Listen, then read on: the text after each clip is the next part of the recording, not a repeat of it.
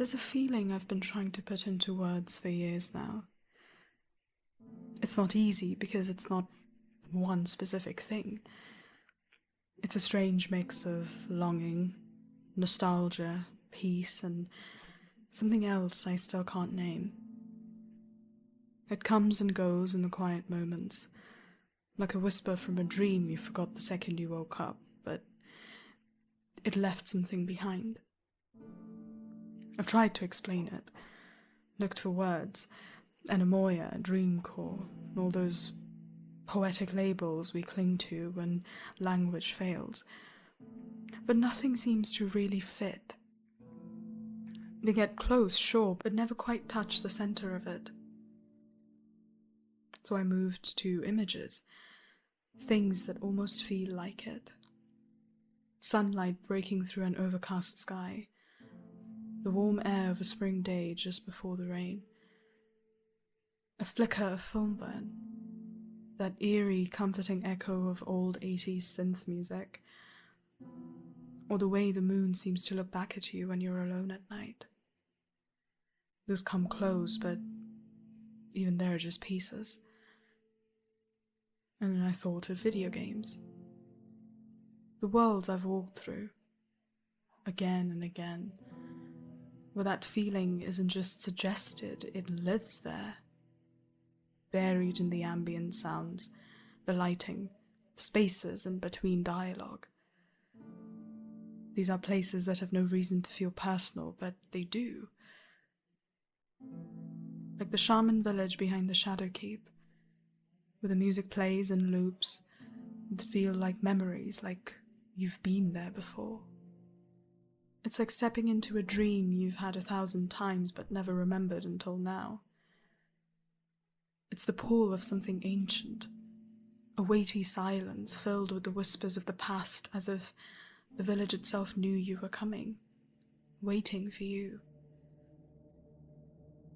Or riding through the countryside of Toussaint, under a full moon, as if time itself paused to let you breathe in the beauty. The kind of stillness that fills your chest with an ache that's both bittersweet and comforting, despite the danger that lurks nearby. It's beautiful in a way that almost hurts, like you're feeling something you didn't know was missing. Or sitting at camp with friends, people who started as merely characters and somehow became more.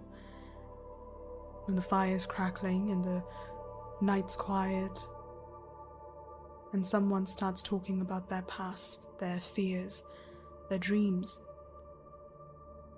And in that moment it feels real. They feel like friends. It feels like you belong. Liliana's song wasn't just a melody. It was a promise wrapped in sorrow, her voice carrying the weight of hope in a world on the brink of falling apart. Or the first time you stepped into Amarot.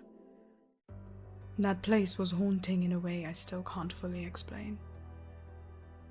It was familiar and alien all at once, like remembering a version of yourself you've never known. And underneath it all, that hum, like time itself was slipping away. When Emmett Selk asks you to remember, it wasn't just a plea, it was a cry from the depths of his soul. A desperate hope to not be forgotten, to have their existence mean something, of who they were, what they lost. And then Hitlerdeus, warm and kind, he calls you a new old friend.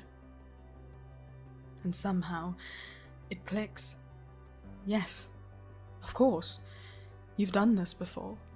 Somehow, somewhere.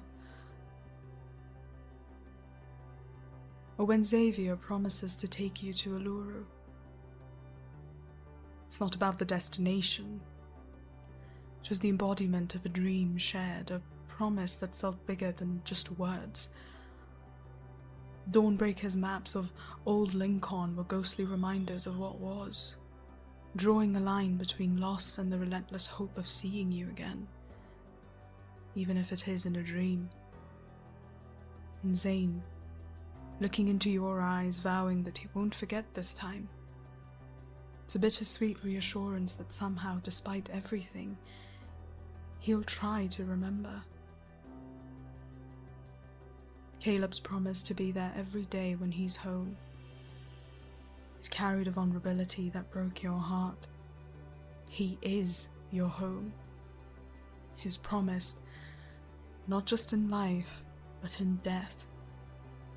Those quiet days when he was your anchor, your comfort, or just your lunch buddy. It's the kind of line that stays with you, not just because it's dramatic, but because it's honest.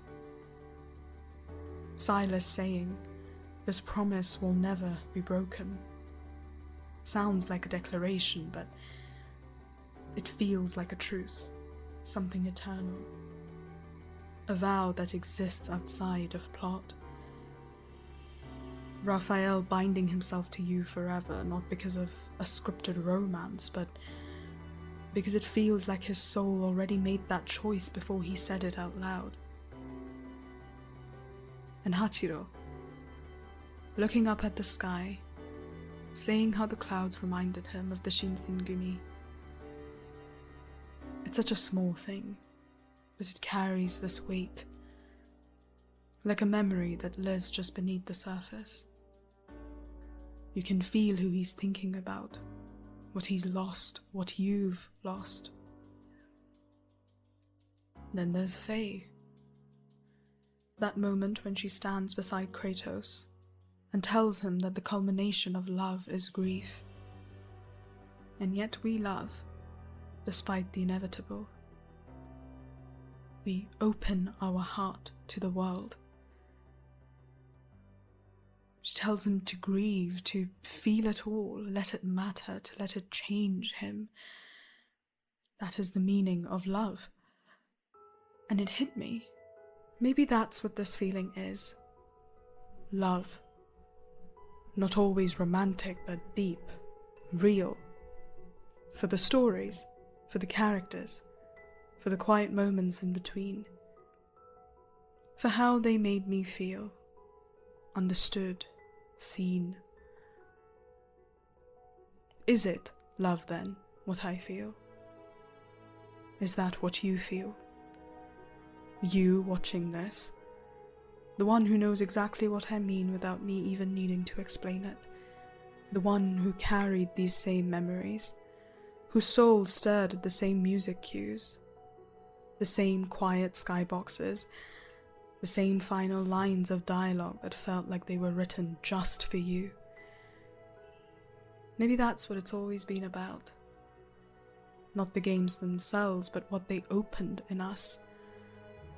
The hearts they helped us listen to, the people they helped us become, the courage they gave us to love things fully even if they were destined to end, as they often are. These worlds, they don't just feel familiar, they feel like home. Because somewhere they are. In another life, perhaps. And maybe this feeling I've been chasing, this ache I've never been able to name, has always been a quiet kind of homecoming. Not a place, but to myself. So thank you. Not just to the stories that made me feel this way, but to you. For feeling it with me.